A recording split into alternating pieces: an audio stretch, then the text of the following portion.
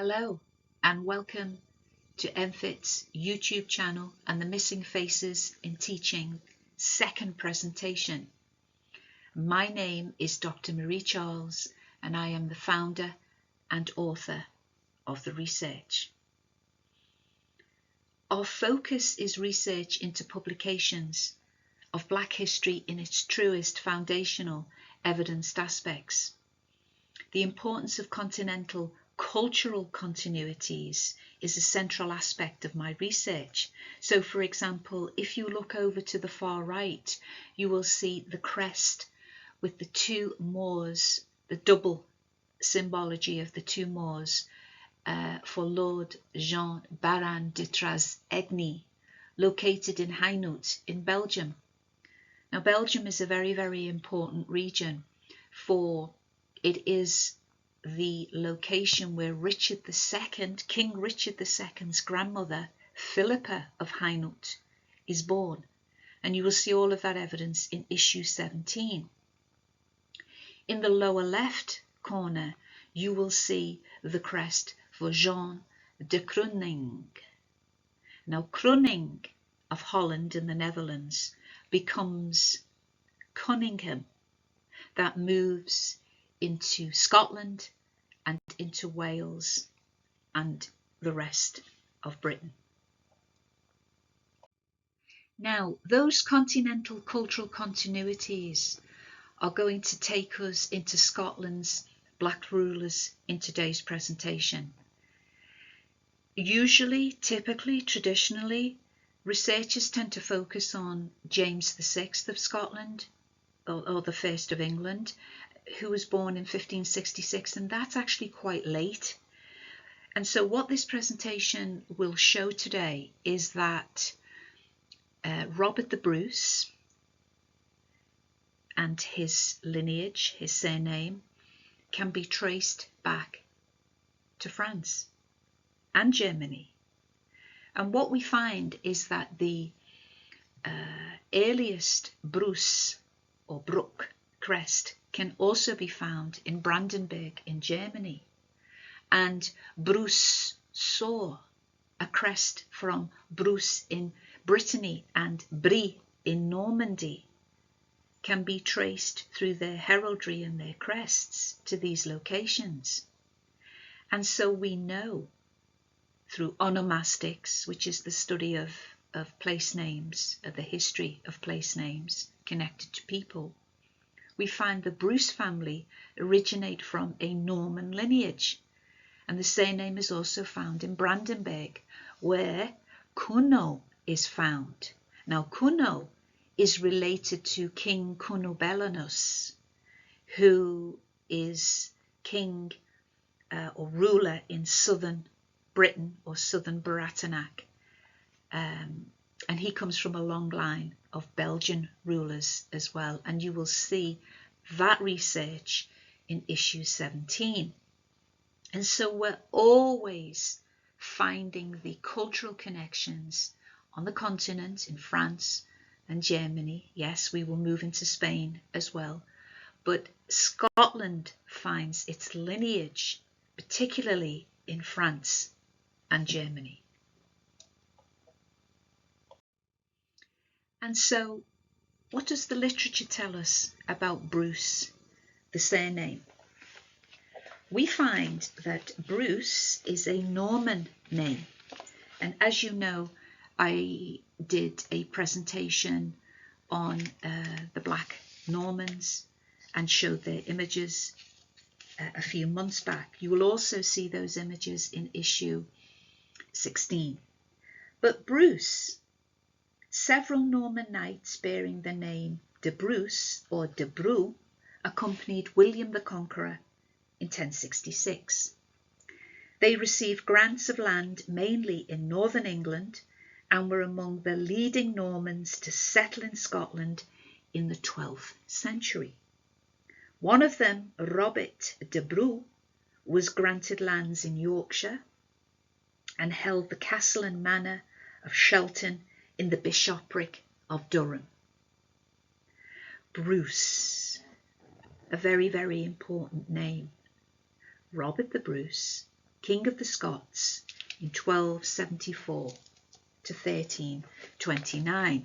Now, in the movie Braveheart, in which Mel Gibson stars and he plays William Wallace, we find a later European playing the role of a black Norman or a black noble, Robert the Bruce. And yet nobody questions us. Nobody questions that. Nobody questions the veracity of that particular representation, because the schooling system separates France and Germany from Britain instead of showing the cultural continuities. We also find that the names, through the study of onomastics, which is the history of names and people and locations, that Robert and Bruce are French names. And what they were doing, although, as you can see here, King Robert II of Orleans in France, which is central France, is that even though we have perhaps 100 years that separate those rulers, they were carrying on those traditions of names, of onomastics through their storytelling, which is very interesting because that is another clue to how their culture was being preserved and kept intact. And so that they would name their children Robert or Bruce because of its lineage and its high status effects, if you like. So if we look at its, for example, the literature tells us that Robert, a French name also found in Low Germany, is from the personal name composed of two elements. We find Herod, which means renown, and Bert, which means bright and famous. Again, brought into England by the Normans. And so through names and naming traditions, it would always signal some kind of characteristic to the individual that they would live up to, which is very, very interesting. And so names, which has been lost to us now, but there's been a resurgence, particularly in my research, that we begin to focus on names and surnames and understand their ancient historical prominence. We also find that King Robert II of Orleans in France, that in the 10th century, the Robertians were the most powerful aristocratic family in the Kingdom of France. Okay, who do we find connected to Robert the Bruce, or Robert I of Scotland, an original black ruler?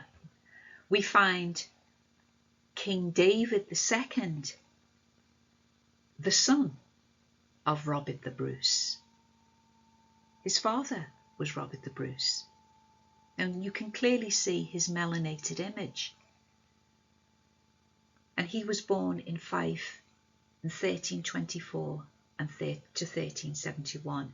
Now again, Fife, for regular readers of my work, will know that Fife is a royal region where original black populations settled and created their communities and so on.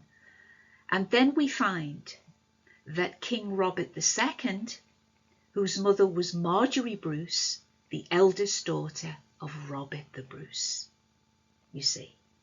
And so here we find the family, the lineage, as one would expect to find the continuities with their melanated faces through primary source evidence. And so David's uncle was Robert II.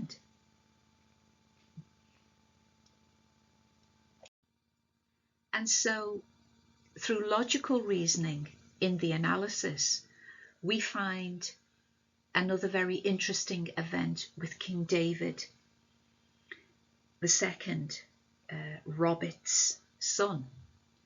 and that after the Battle of Hallandon Hill, King David and his wife were sent to safety into France, reaching Boulogne on the 14th of May 1334, and the Scottish king was given Chateau Gaillard in Normandy. You see, and we would ask ourselves, well, why would he be sent to France? He would be sent to France because France was originally black. We have literally thousands of black crests which feature the nobles and elites and ruling families that will come soon. I promise to show the origin of the surnames. And so David, interestingly, on his return to Scotland, was accompanied by his mistress, Catherine Mortimer. Again, we find Mortimer as another French foundational black surname. And so what we have in front of us is overwhelming evidence of black lineage, black families, black elites, black communities moving in and out and across these geographical spaces. And so if we look at the map, you will see the word Beaumont or Beaumont now in central France, but that we find that name moving and migrating into Britain. And so in issue 17, the last issue, we find that Beaumont is related to Beaumont Palace, where the black royals were born in Oxford. And those black royals were Alfred the Great, King John and Edward the Black Prince, who is the father of Richard II that I spoke about on slide 1, whose grandmother is the Belgian Queen Philippa of Hainaut. And so Beaumont is Beaumont Palace in Oxford, a royal black region. And of course you can read all of that evidence with the detailed maps in issues 15, 16 and 17. And so as we continue with Scotland's black rulers and their French connection or French lineage, we find that Alexander II, who was King of the Scots, born in 1198, 12th century, in the royal borough of East Lothian. Another interesting Scottish region in which in Enfit's first presentation you saw the Cook surname found there from another black family. But what's interesting is that Alexander's father was William the Lion, King of the Scots, another melanated ruler, and his mother was Ermengarde de Beaumont. You see, we find Beaumont, a French noblewoman, again. And so we find that the Scottish royalty and the French royalty were coming together and marrying into those houses to produce their descendants, their offspring, who would continue that lineage throughout for centuries. Although the movies and the curriculum would take us off course because their narrative is falsified and based on a fake history. Now, we find Fife connected with Alexander II again. Fife is such an important royal borough, which I talk about a lot in previous issues. But Balmerino in Fife is well known for its ruined abbey on a rising ground, founded in 1227 by Ermengarde, Alexander's mother, who was the widow of William the Lion.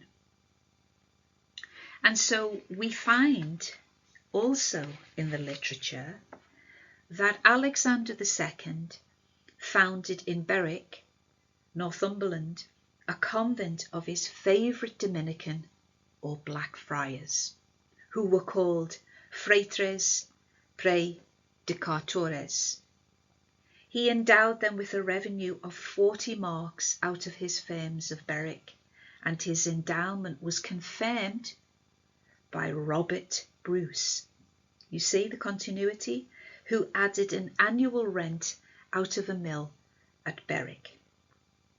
Remember Robert the Bruce, aka Robert I. Bruce's dark-skinned daughter Margaret, also called Marjorie, became the mother of Robert II, who became Scotland's first Stuart king. And so Alexander II's son is Alexander III, who was born in 1241 in Roxburgh Palace. Now, Roxburgh Palace in Scotland is another important region, and if you look at issues 9, 10 and 11, you will see the material culture from that particular region. And the lion is very interesting because we find ancient material culture of carved lions from Roxburgh that would fit in historically with Alexander's father, William the Lion. You see, they were preserving those cultural continuities from their African antecedents again, which is also very, very important. And so as we enter the final slide of this second presentation, we see the crest for the ruling Moreau de Beaumont family, which is the lineage of Alexander's mother. And you see the Moorish head, the Moorish face, positioned beneath the angle or the inverted angle. And angles symbolize or signal degrees of knowledge, which is so very, very important, as the crests themselves are semiotic texts. And we'll go into that in further future presentations. And so we see over to the right that those are the indigenous faces of Scotland on the front cover of my publications. And it is all about putting the jigsaw pieces of our fractured history back together into a coherent whole. And it is labor intensive, the research, and so the reading is for the reader, because you have to keep putting the pieces back together as that you are cognizant of it always forming a piece of a whole.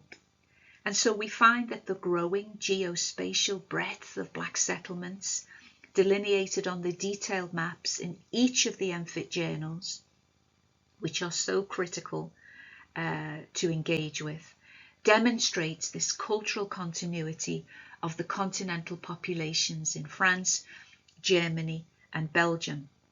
Scotland's black lineage was historically related to France and its surrounding locales, such as Orleans and the Normans in Brittany and Normandy. If you recall, Robert II and the leading dynasty in central France came from that lineage. And so we find the indigenous faces of Scotland on those issues, and MFIT will be back with more evidence. Until next time, Ku Amsha, to awaken.